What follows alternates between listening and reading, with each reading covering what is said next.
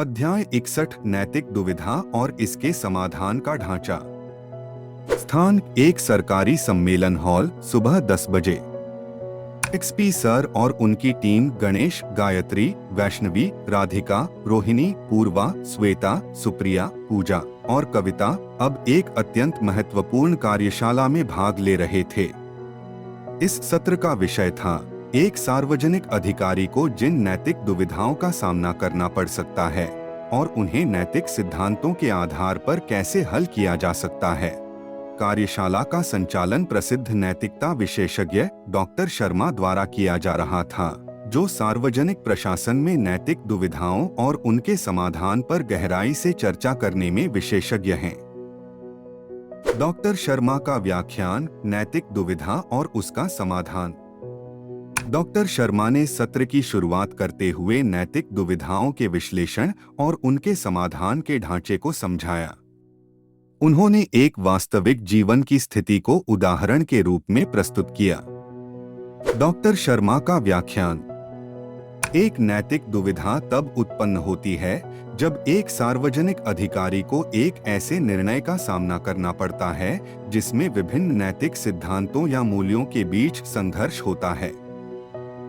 आइए एक सामान्य नैतिक दुविधा पर चर्चा करें और इसके समाधान के लिए एक ढांचा प्रस्तुत करें।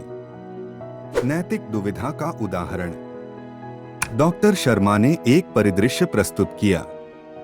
परिदृश्य, सुरेश, एक वरिष्ठ सरकारी अधिकारी को एक महत्वपूर्ण परियोजना के अनुबंध के लिए बिड्स प्राप्त होती हैं। एक बिड एक प्रतिष्ठित कंपनी द्वारा दी गई है, जिसमें सुरेश के करीबी दोस्त की भी कंपनी शामिल है। इस दोस्त की कंपनी ने कम कीमत पर बिड दी है, लेकिन अन्य बिड्स की तुलना में उनका अनुभव और संसाधन कम हैं।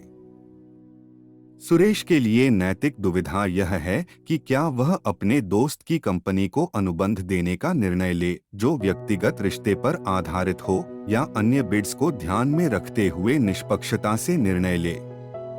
समाधान का ढांचा। एक संगठित सोच। डॉक्टर शर्मा ने सुझाव दिया कि पहले सार्वजनिक अधिकारी को स्थिति का विश्लेषण करना चाहिए और सभी संबंधित तथ्यों और विकल्पों को स्पष्ट रूप से समझना चाहिए।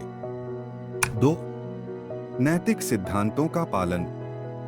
सार्वजनिक हित अधिकारी को यह सुनिश्चित करना चाहिए कि उनका निर्णय सार्वजनिक हित में हो और यह परियोजना के लिए सर्वोत्तम विकल्प हो।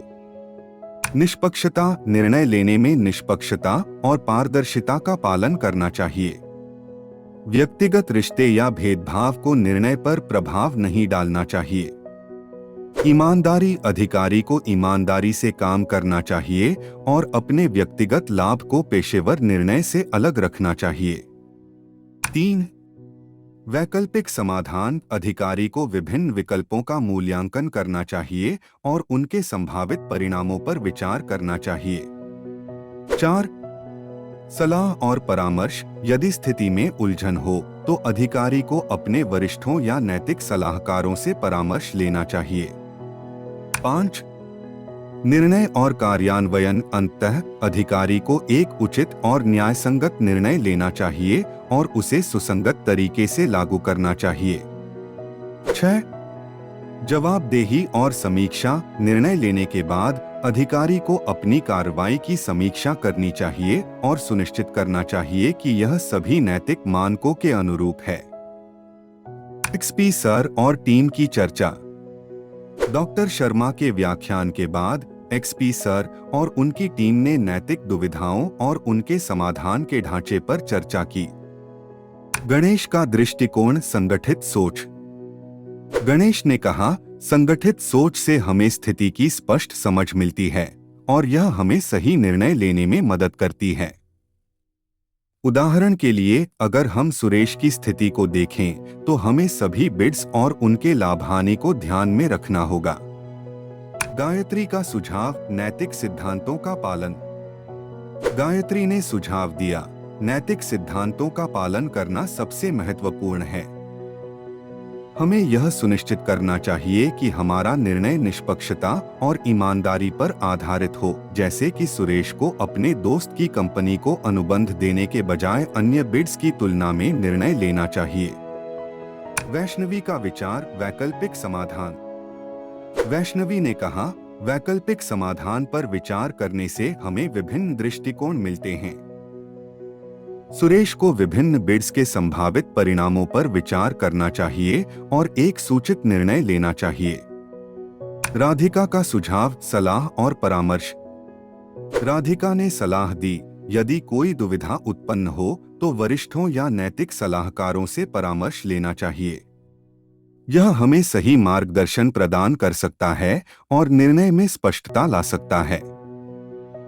श्वेता और सुप्रिया का योगदान, निर्णय और कार्यान्वयन। श्वेता और सुप्रिया ने निर्णय और कार्यान्वयन की महत्वपूर्ण भूमिका पर चर्चा की।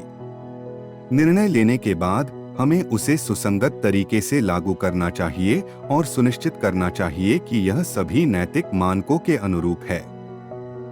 पूजा और कविता का निष्कर्ष, जवाबदेही और समीक्षा। पूजा और कविता ने जवाबदेही और समीक्षा की महत्वपूर्ण भूमिका पर चर्चा की। निर्णय लेने के बाद हमें अपनी कार्रवाई की समीक्षा करनी चाहिए और यह सुनिश्चित करना चाहिए कि यह नैतिक मानकों के अनुरूप है।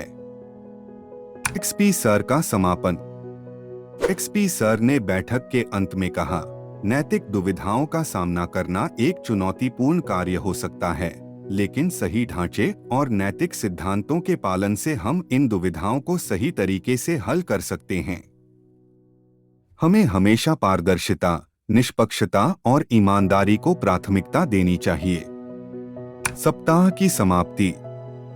एक्सपी सर और उनकी टीम ने नैतिक दुविधाओं और उनके समाधान के ढांचे को समझते हुए सत्र को समाप्त किया।